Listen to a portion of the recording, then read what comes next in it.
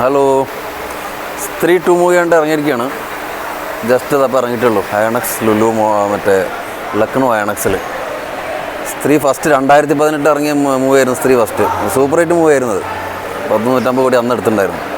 ഈ സിനിമ നല്ല അഭിനയിച്ചിരിക്കുന്ന രാജ്കുമാർ റാവു, പിന്നെ ശ്രദ്ധ കപൂർ, പങ്കജ് ത്രിപാഠി. സൂപ്പർ മൂവിയാണ്. ഒരു ഹൊറർ കോമഡി ഫിലിമാണിത്. എന്ന് വെച്ച് കഴിഞ്ഞാൽ ഒരു പ്രേത സിനിമ എന്ന് പറയാൻ പറ്റില്ല.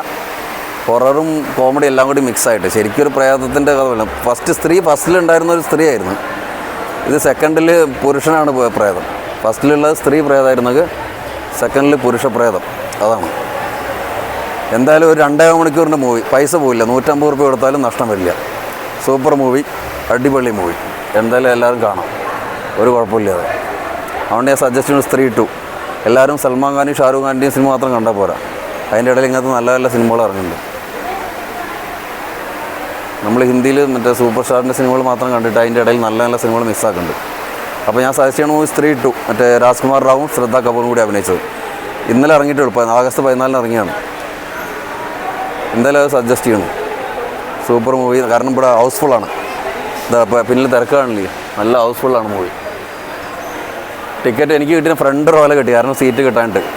സൂപ്പർ മൂവി സ്ത്രീ 2 എല്ലാവരും പോയി കാണുക. പൈസ പോവില്ല, പൈസ വസൂലാവും.